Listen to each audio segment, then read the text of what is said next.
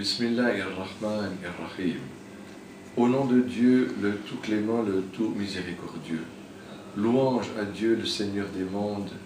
Que la paix et la salutation et les bénédictions soient sur Mohammed, son dernier prophète, et sur tous ces prophètes qui l'ont précédé.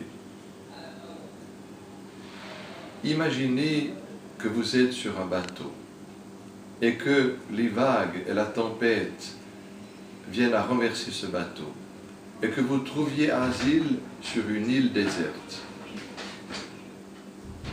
Imaginez 3 hommes rescapés sur une île déserte, un juif, un chrétien et un musulman. Je pense qu'ils s'entendraient très bien. Et d'où viennent leurs divergences? Elles viennent de leurs livres respectifs. Donc, on se pose la question, où se trouve la vérité, puisque ces 3 livres émanent d'une même source, de notre Seigneur, le Créateur des cieux et de la terre. Prenons un point de divergence qui est important. C'est est-ce Ismaël que Dieu a ordonné à son prophète Abraham d'égorger, ou est-ce Isaac, comme est écrit dans la Bible?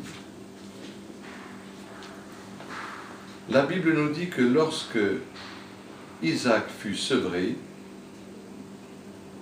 Ismaël avait 13 ans et Abraham, son père, avait 100 ans. Et Dieu ordonne à son prophète: égorge ton fils unique, nous dit la Bible.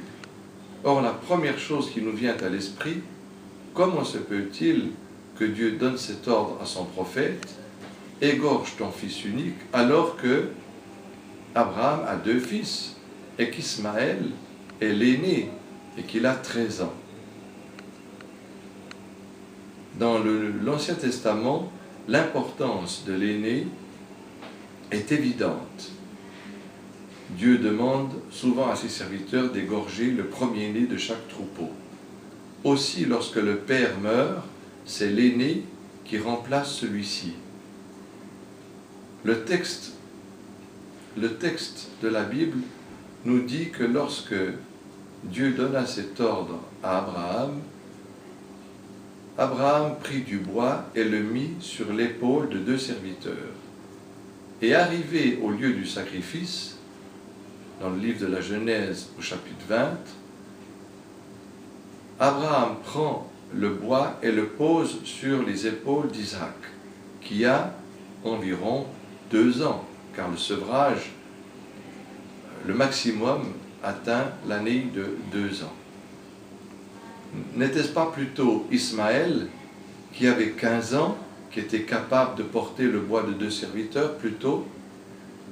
Le texte biblique nous dit aussi que Isaac, en voyant son père marcher devant lui posa la question: « Oh mon père, tu as le couteau dans une main et le feu dans l'autre, mais où est l'Holocauste ?» N'était-ce pas aussi Ismaël qui pouvait s'exprimer comme un adulte qui avait 15 ans, qui questionna son père? Le Coran nous dit que c'est Ismaël qui fut égorgé, non pas Isaac. Vous voyez bien que c'est plutôt de ce côté que la vérité se trouve. Donc, pourquoi ce texte de la Bible a-t-il été falsifié? Pourquoi, ici, dans cette chose-là, a-t-on voulu attribuer ce sacrifice à Isaac et non pas à Ismaël? Parce que, selon la Bible, et selon aussi d'ailleurs le Coran, Jésus descend du prophète Isaac, tandis que Mohammed descend de Ismaël. Vous voyez comme la vérité est éclatante.